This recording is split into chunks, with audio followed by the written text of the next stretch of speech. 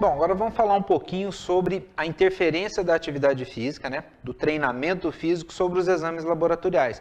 O que isso acontece? Se a gente pensar no treinamento físico, uma sessão de treinos, principalmente aquelas sessões, quando a gente está falando de treinamento físico, e principalmente aquele treinamento que está mexendo mais no músculo, com capacidade, com necessidade aí de adaptação do músculo para gerar hipertrofia, nós estamos falando das microlesões, né, e os microtraumas adaptativos. Isso já deve ser de conhecimento de vocês que estudam fisiologia do exercício. E aí, a tendência é que esses microtraumas eles vão provocando essas microlesões que vão sinalizar um processo inflamatório agudo. Isso mesmo, um processo inflamatório no músculo que vai fazer com que a gente tenha um aumento dos leucócitos na circulação. Então, percebam, o dano gerado ali pelo estresse mecânico, o trauma que a gente está tendo ali, esses microtraumas do treinamento, eles estão sinalizando uma inflamação. E a gente tem que lembrar o seguinte, que a inflamação ela é uma resposta do organismo para eliminar algum componente e depois reparar a funcionalidade desse tecido. Eu posso sinalizar a inflamação por duas vias. Uma via relacionada aos patógenos, aí a gente chama de sinalização relacionada a padrões moleculares associados aos patógenos, ou seja, quando uma bactéria, um vírus, um fungo entra no seu organismo, você tem uma resposta inflamatória que se assemelha muito a essa resposta que a gente tem no exercício, só que isso é uma resposta com um grau, uma intensidade maior, porque a gente tem que eliminar um patógeno.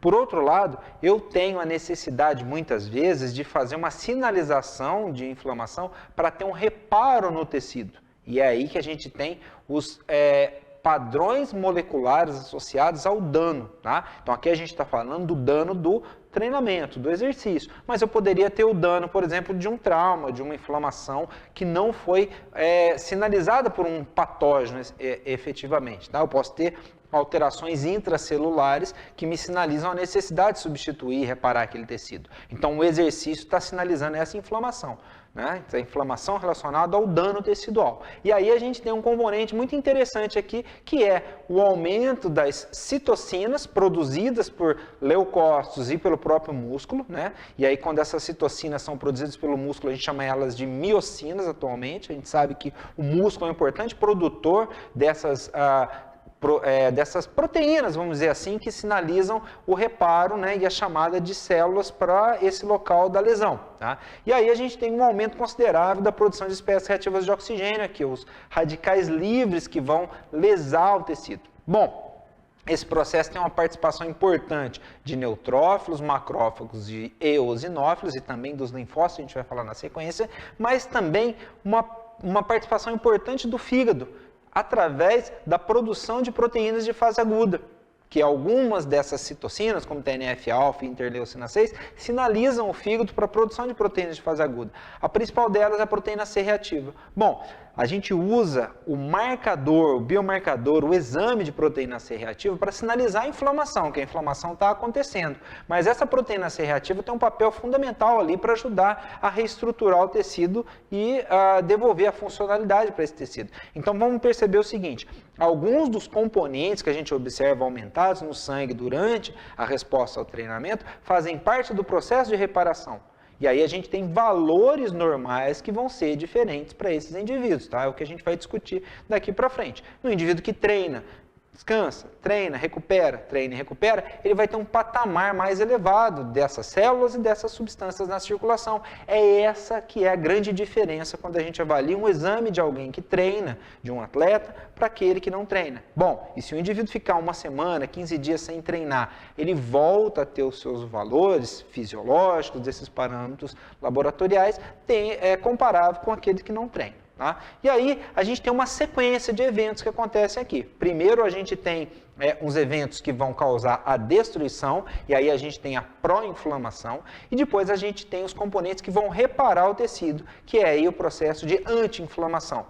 A pró-inflamação, os mecanismos pró-inflamatórios estão acontecendo principalmente durante o exercício e nas primeiras horas que se seguem, depois a gente vai ter o processo de recuperação. E aí a gente tem fatores solúveis sendo produzidos. Percebam que o dano, né, a lesão ocasionada pelo tecido, pelo exercício aqui no tecido, vai aumentar uma série de substâncias. TNF-alfa, que é uma interleucina pró-inflamatória. A gente vai aumentar aqui em azul, ó, a indução, né, da enzima, do aumento da produção da enzima que produz óxido nítrico para aumentar a circulação, vasodilatador importante aqui.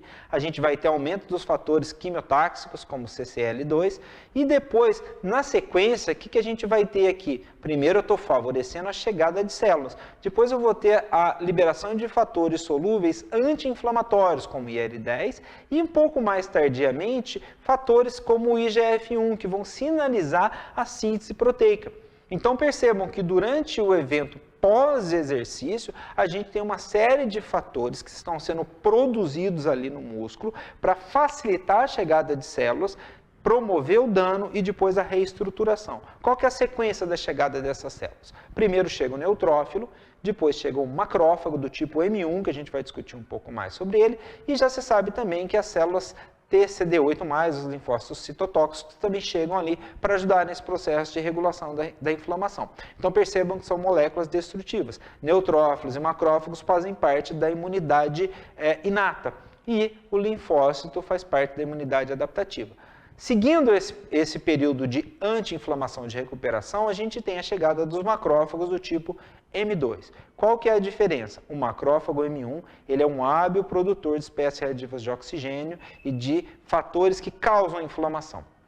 O macrófago do tipo M2, ele vai produzir fatores anti-inflamatórios que vão promover a reestruturação do tecido. Então, esse equilíbrio entre lesão e reparação está acontecendo ali no músculo quando a gente está fazendo o treinamento. Só para vocês terem uma ideia, isso a gente está falando no tecido muscular, tá? No músculo. Mas se eu for para o tecido adiposo, eu vou ter a presença também desses macrófagos. E os indivíduos fisicamente ativos, os indivíduos praticantes de atividade física, eles têm mais desses macrófagos aqui anti-inflamatórios.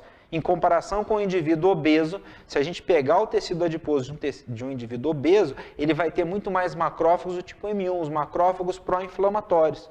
E aí é o que causa a inflamação sistêmica que a gente observa na obesidade. Então percebam quão importante é o exercício nesse contexto. Quando eu pratico atividade física, eu dou um papel muito mais de sinalização do músculo para as citocinas e para as células, favorecendo a anti-inflamação. Além disso, todas as vezes que eu diminuir, né, o acúmulo de gordura no tecido adiposo, melhorar a saúde do tecido adiposo do indivíduo, eu vou estar favorecendo a anti-inflamação em detrimento da pró-inflamação. Então essa é uma dica importante quando a gente está falando de saúde e bem-estar aqui dessa relação do sistema imunológico. Quando a gente tem um processo de adaptação positiva, todo esse processo aqui de células vai culminar na ativação de células satélites, no processo de crescimento muscular. Por outro lado, se eu tiver um processo não equilibrado, com muito dano e pouca recuperação ou porque eu não tenho tempo de recuperar, como a gente está observando aí, jogos a cada 24 horas no futebol, ou às vezes um atleta que tem que fazer várias competições agora nesse período de pandemia, às vezes acumulam-se os treinos muito próximos das competições, o que a gente vai ter? Um processo de inflamação crônica que pode levar à perda de massa muscular ou propriamente, ou também à ruptura da fibra numa lesão. Tá? Então, esse equilíbrio ele tem que ser muito importante porque a gente tem que atuar tanto na lesão quanto na reparação. E aí, quando a gente está falando da reparação, eu tenho componentes importantes aqui, né? Micronutrientes, eu tenho proteínas, eu tenho uma gama de nutrientes que vão melhorar esse processo de recuperação aqui e impedir que o indivíduo tenha esse processo aqui de perda de massa muscular, que a gente pode observar também através dos marcadores de estresse oxidativo e também daqueles marcadores que estão relacionados com a massa muscular que a gente vai ver ao longo da nossa aula.